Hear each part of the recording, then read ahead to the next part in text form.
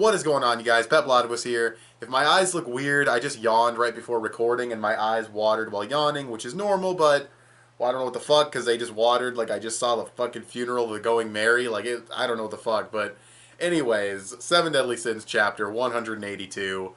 Before I get into the review, I just want to thank you guys for pretty much, pretty much the response to my Berserk review that I just released recently.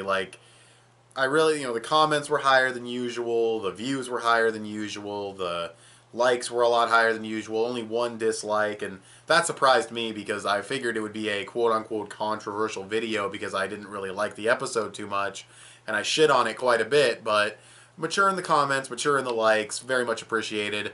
Anyways, this chapter of the Seven Deadly Sins, I'll just start off with the elephant in the room, Meliodas. Do I gotta bring in Chris Hansen? Do you need to take a seat? Because the pedo meter is at an all-time 10. You need to bring that shit down. You're coming in there with that fucking, don't you dare touch my woman, and she's like 1. Maybe even newborn. Who fucking knows?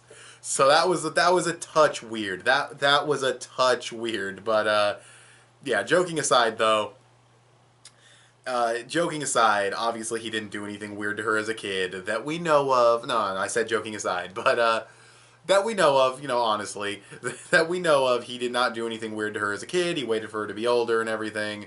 But the fact that he's known that she's like the one for him and the reincarnation and everything, the fact that he's known this whole time, like from the beginning of the story all the way till now, it makes things a little weird when you look at it in retrospect. But just the way he talks to her and interacts with her and does things with her, it's a little weird. But regardless, the chapter itself. First, I just want to talk about the ending because the ending was kind of funny with that purgatory thing. Like, hey, we're gonna spend a lot of time together. Let's have a big conversation. Blah blah blah. Says all this stuff to Meliodas, and Meliodas is just like, nah, not gonna happen.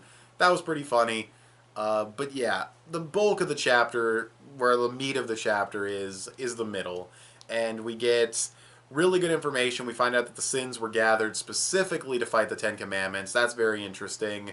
Still don't know how Gowther plays into all of this since he's a sin, but he used to be a commandment, so what's going on there? But regardless, we find out that they were gathered to fight the commandments. We find out that Meliodas has this curse that he can't die, which we now see, in the current time because he's got like 7 heart wounds and he's totally fine, so we just have to wait and see what happens there. But cursed to not be able to die. That is weird. But yeah, and he said he's hired people to kill him and they couldn't do it. So, we get characterization on Zaratros because we see that he's even sillier than we already thought he was, which I didn't know. I didn't expect him to be like this, but at the same time, I didn't really expect him to be like anything because I didn't expect to ever see him talk or be alive. But regardless, he's a fun character. I like him.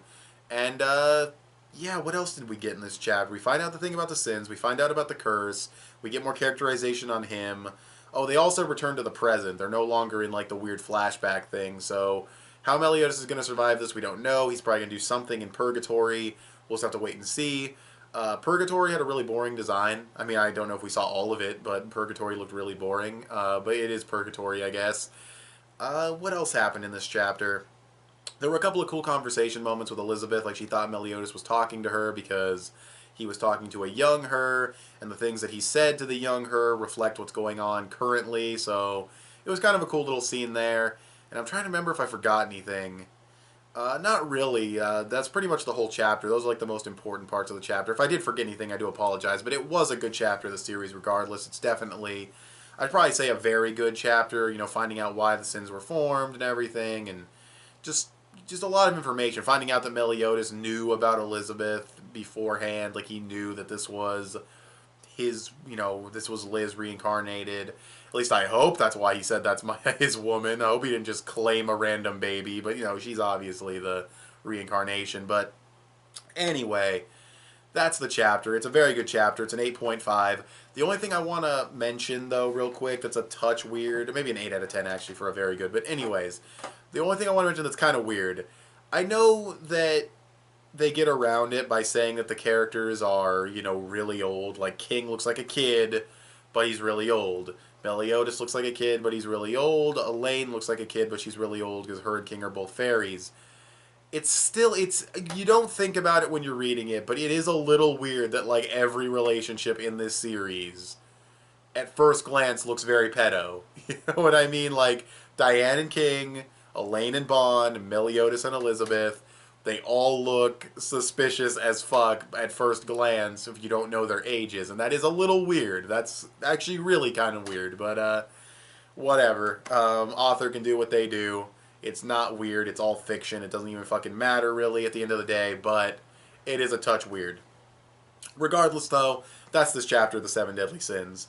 Probably one of my most jokey and weird reviews I've done, but fuck it. petplatypus out. Tell me what you guys thought of this chapter of the Seven Deadly Sins in the comment section below. You can follow me on Instagram or add me on PSN. I'm petplatypus on both. What else? I forgot my outro. That's how bad this review is. I forgot my fucking outro. Are you kidding me? Follow me on Instagram. Add me on PSN. Subscribe if you haven't already, or if you like what you've seen here. Give me a like. Share it on social media. Both will help me out a lot. Thanks for watching, and I'll talk to you guys later. Bye.